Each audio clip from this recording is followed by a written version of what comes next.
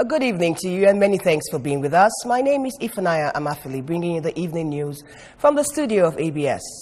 And we'll start with our headlines for today. APGA stalwarts converge in Oka, strategize ahead of 2019 general elections. Several vehicles smashed, many injured as youths in Kuzu protest alleged killing of a 17-year-old. Court remands headsmen over armed robbery. And on the foreign scene, European Union to begin onslaught of member nations thwarting the rule of law. And we'll start with the news in details. Aspirants under the platform of the All Progressive Grand Alliance APGA from all over the country were in Oka today for the party's retreat and book presentation. The event is aimed at imitating aspirants on the workings of the party in terms of the do's and don'ts and the party's ideology as processes for the 2019 general elections gains more momentum. The national leader of the party, Governor Willie Obiano, and the national chairman of the party, Chief Victor Oye, led other party bigwigs to the party for the retreats.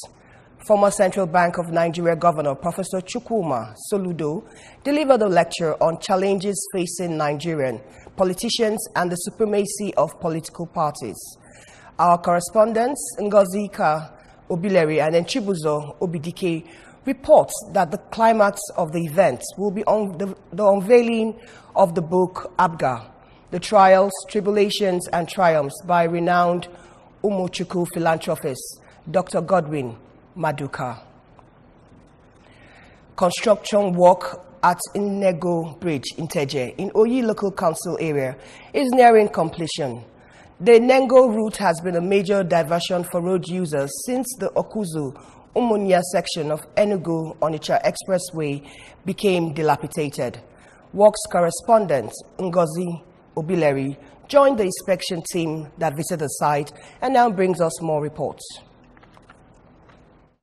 The site, it was observed that the beams have been cast and some filling of the road to the height of the bridge was ongoing. Speaking shortly after inspecting the road, the Commissioner for Works, Engineer Marcel Ifejofo, expressed satisfaction with the quality of work done so far, commending the contractor for doing a good job. While expressing optimism that the job will be delivered on schedule, Commissioner Ifejofo regretted the stress people are passing through because of the condition of the Enugu-Onitsha Express Road, especially this rainy season. He appealed to the road users to exercise patience with the government as they are presently working on 15 federal roads across the state. When this road is completed and is functional, all these are the suffering of our people along the expressway will be reduced, if not removed entirely.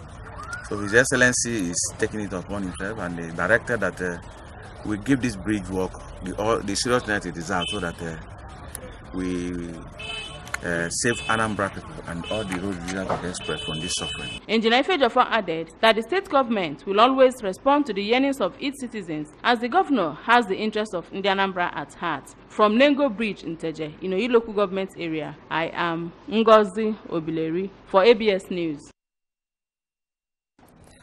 The Anambra State Primary Healthcare Development Agency has organized a one-day sensitization training for community women leaders from the 21 local government areas of the state on optimal infant and young child feeding in order to enhance every child's life and growth. Success Odomena reports that the training, which featured lecture presentations on the effects of malnutrition, took place at the headquarters of Dunukofia local government area in Upo. And then her report comes in next. According to statistics, Nigeria is the second country that has 37% malnutrition rate in children, while in Anambra State, 19% of children under 5 years are stunted, while 15% are underweight. The coordinator of Baby Friendly Initiative in the state, Mrs. Ngozi Ekwedike, stated that good nutrition during pregnancy and 2 years after delivery has profound impact on the child's ability to grow. She noted that good nutrition also enables a child to reach his developmental potential and provides the essential building blocks for brain development, healthy growth, and a strong immune system. Mrs. Ekwedike said that malnutrition can expose children to increased risk of developing illnesses like heart diseases, diabetes, and all types of cancer in life, listing lack of diet, poor breastfeeding, inadequate health access, among others, as causes of malnutrition. The baby-friendly initiative coordinator cautioned mothers against the inherent dangers of drug abuse and improper food intake, and also advised mothers to breastfeed their babies at least 6 months exclusively before switching to complementary foods like protein, vitamins, among others.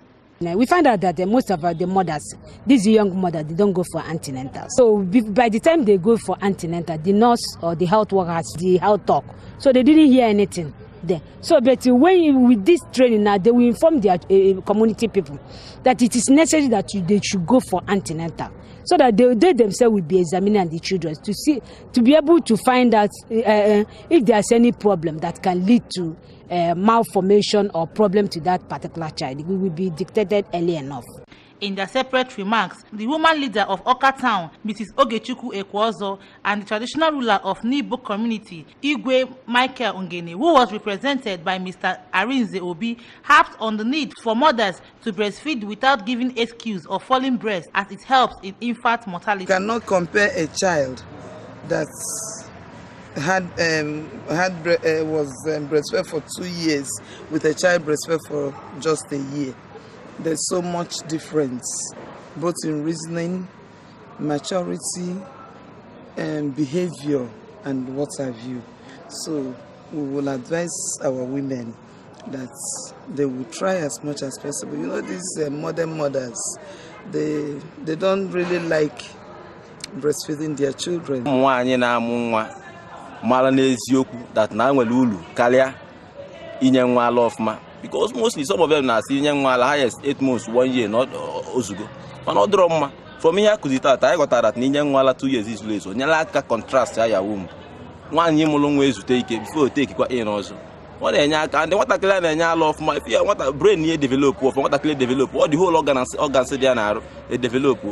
For Pupo in Dunukofe local government area, it's been success of them in a reporting for ABS News. Vehicles and commuters plying through Okuzo, Nteje axis of the expressway today had a hectic day as most of them sustained injuries and vehicles got smashed by youth suspected to be from Okuzo, who were protesting the alleged killing of one of their own, Chibuke and Akaniru, by the police. Chibuzo Okoye was there, and then she has our report for us. The protesters who blocked the Okuzo axis of the Enugu Express Road, as well as other adjoining roads in the area, forced motorists plying the route to retreat or face their mob treatment. ABS News crew heard several gunshots in the air, apparently to force the protesters out of the major roads and the vicinity of Nteje police station. Unfortunately, 3 people have been hit by bullets and rushed to the hospital as at the time of filing this report. An eyewitness, who is an indigene of Okuzu, Mr. Emmanuel Mof Naya, told the ABS that the young Chibike was going to buy petrol yesterday night when the police patrol team allegedly chased him till they rammed over him, leading to his instant death.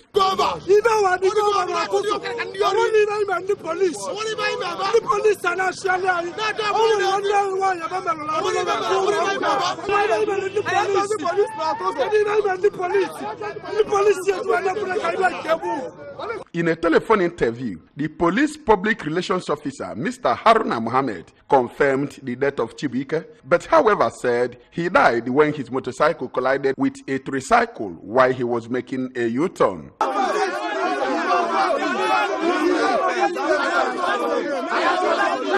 From Okuzo, in Oyi local government area, it's been Chibuzo Okoye for ABS News.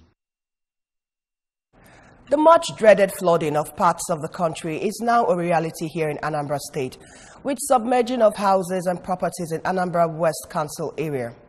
Citizens' report from Nzam headquarters of the riverine Anambra West indicate that the local government secretariat has been covered by flood above knee level, prompting the officials to evacuate to Umanam. According to the report, their temporary abode at Umunzeanam is again being submerged as the flood keeps surging. The new transition chairman of Anambra West, Mr. Sylvester Okafor, while speaking on the development, called on the federal and state agencies charged with containing emergencies of this magnitude to come to their rescue. Mr. Okafor regretted that farmlands with cassava, yam and other foodstuff have been ravaged by the flood, prompting farmers to harvest from other farms prematurely. And on the national scene, an Ilorin Magistrate Court has remanded two herdsmen, Abubakar Mohammed and Mohammed Issa, for allegedly robbing people on the Ilorin-Obomosho Highway on August 28th. Police prosecutor Inspector Abdullahi Sani told the court that the suspects were arrested following information received from residents of Olorushogo community along the highway. He said that investigation revealed that the accused persons were armed bandits who had been terrorizing people on the Ilorin-Obomosho road. Inspector Sani disclosed that the arrest of the two men led to the recovery of 3 motorcycles, 5 Nokia phones, 1 iPhone, 1 Sony camera, 1 HP laptop, and jewelry. The prosecutor said the two men were arraigned on 2 counts of criminal conspiracy and armed robbery. He urged the court to remand the accused in prison custody, pending the outcome of the investigation. The accused persons, however, pleaded not guilty to the charges brought against them. The magistrate, Mrs. Aminat Situ, ordered that the suspects should be remanded at Mondala Prison Yard in Ilorin and adjourned the case until September 27 for mention. In a surprise move, Imo State Governor Chief Rochas Okorocha has sacked his anointed aspirant for Imo Government House and son-in-law Uche Nwosu as Chief of Staff. Others sacked include 13 of his commissioners and special advisors. He equally fired the Secretary to the State Government, George Eche, Deputy Chief of Staff, Kingsley Uju, and his Principal Secretary, Pascal Obi. Reports have it that the Commissioner for Trade, Investment and Commerce, Ima Ojinero, with Professor Nnamdi Obiariri, Information Commissioner, Ngozi Njoku, Commissioner for Gender and Social Development, Joy Mbauji, Commissioner for Market Development, Obina Mbata, and Commissioner for Finance, Dan Mori. Commissioner for Tertiary Education, Simeon Uwenze. Special Advisor, Urban Renewal, Obina Agwawula, and then the Special Assistant General Duties, and Betty Uzoma, Special Assistant Finance, were all affected. It was gathered that the reason behind the massive sack was for those affected to prepare for their primaries as they are vying for various political offices under All Progressive Congress. And we'll go to our business news desk where David Opokwasili has a report for us. The federal government, Central Bank of Nigeria (CBN), and other financial institutions in the country have said challenges confronting micro, small and medium enterprises (MSMEs) will be tackled to improve the nation's economy and reduce growing poverty.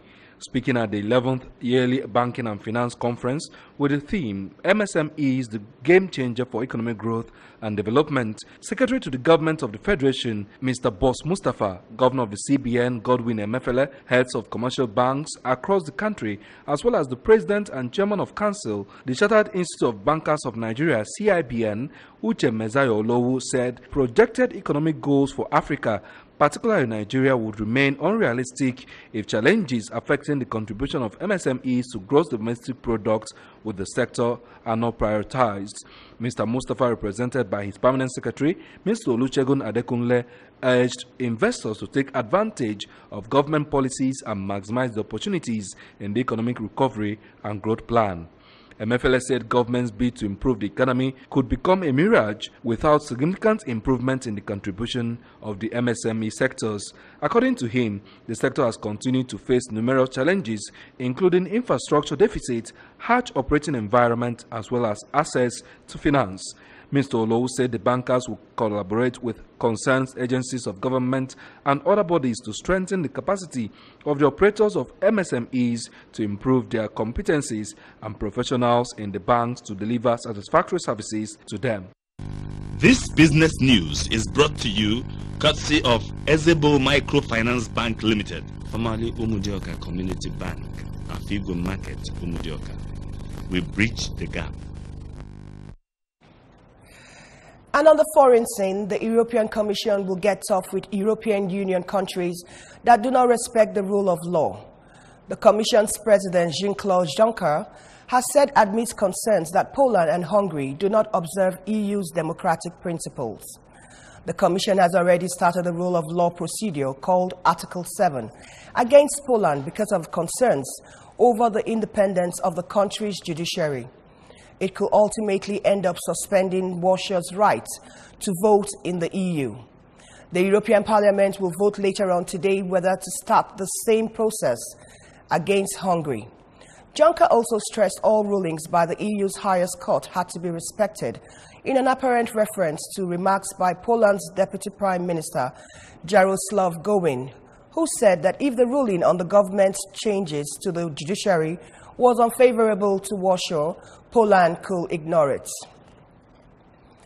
And on the sports scene, former world number 1 Billie Jean King has softened her initial stance on the controversy over Serena Williams, who was totally out of line when she vehemently disrupted calls by chair umpire Carlos Ramos. The altercation happened during Saturday's U.S. Open Finals and has led to numerous media condemnations, especially on some reactions seen as racist. King said Ramos could have prevented the affair had he communicated better and given Williams a soft warning, instead of a code violation when he saw her coach, Patrick Mouratoglou, giving signals during the match. Williams was issued a warning point and then game penalty after she argued with Ramos during the finals, which was won 6-2, 6-4 by Japan's Naomi Osaka. King's remark to CNN were something of a walk back of her earlier comments when she said in the Washington Post editorial that Williams had faced down sexism with her protests. She also did not criticize Williams' on-court behavior. King, however, said Williams was not aware she had been handed the first violation and was surprised to have a point taken from her when she received a second for later smashing her racket. The loss of the point prompted Williams to call Ramos a thief, which led to a third violation for verbal abuse that resulted in the umpire issuing a game penalty. And don't forget, you can follow us from any part of the world and listen to our news and programs on ABS by logging on to our website, which is www.absradiotv.com, or you can like us on our Facebook page, which is www.facebook.com/ABS Radio Television, or follow us on our Twitter and Instagram handle at ABS Radio TV. And we'll go through our main highlights before we end the news. APGA stalwarts converge in Awka, strategize ahead of 2019 general elections. Several vehicles smashed, many injured as youths in Kuzu Protests alleged killing of a 17-year-old. The court has remanded 2 headsmen over armed robbery. And on the foreign scene, European Union has begun onslaught on member nations thwarting the rule of law. That's it for the news, for the evening news. Many thanks for being with us. My name is Ifunanya Amafili. Do have a good evening.